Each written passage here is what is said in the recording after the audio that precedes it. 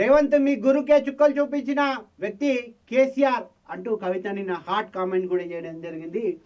ఇక కేటీఆర్ సైలెంట్ అయిపోతే కవిత హరీష్ రావు ఇద్దరు కూడా మేనేజ్ చేస్తూ ఉన్నారు కేసీఆర్ డైరెక్షన్లో.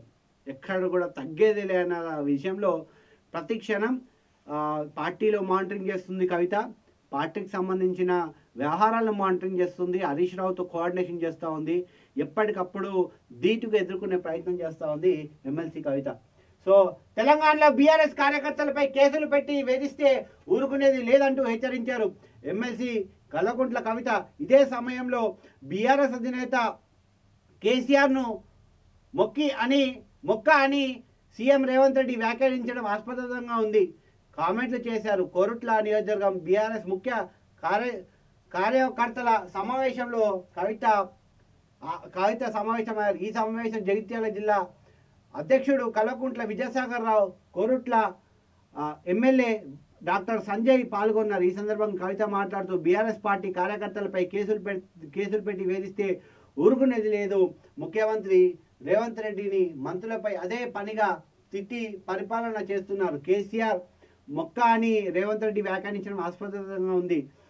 కేసీఆర్ ఒక వేగు చుక్క అంటూ కూడా ఒక వార్తను కూడా ఆమె చెప్పింది. వాస్తవానికి కేసీఆర్ని టచ్ చేసేంత మొగోడైతే కాదు మన అన్న రేవంత్ అన్న. కానీ చుక్కలు అయితే చూపించిండు, కొన్ని చుక్కలు చూపించిండు, అవి కొన్ని రాలిపోయినాయి. కేసీఆర్ మౌనంగా ఉన్నాడు అంటే ఒక అడుగు అంటే పంజా విసిరినప్పుడు పులి కూడా ఒక అడుగు వెనక్కికేసి మౌనంగా ఉంటుందంటే దాని నెక్స్ట్ టార్గెట్ వేరేలాగా ఉందని అర్థం చేసుకోవాలి. సో అదే కేసీఆర్ అవలంబిస్తున్న తీరు.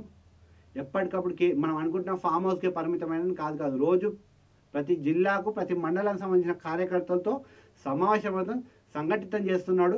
రాబోయే ఎలక్షన్లో ఖచ్చితంగా బుద్ధి చెప్పాలని కూడా పార్టీకి నిర్దేశిస్తున్నాడు కేసీఆర్. మీరు ఒక్కసారి ఫామ్ హౌస్కి వెళ్ళి చూడండి, కేసీఆర్ యొక్క గజ్వేల్ ఫామ్ హౌస్కి వెళ్ళి చూడండి. మీరు ఖచ్చితంగా అక్కడ రోజుకి ఒక 500-600 మందితో సమావేశం అవుతున్నారు కేసీఆర్. సో ఇది పరిస్థితి.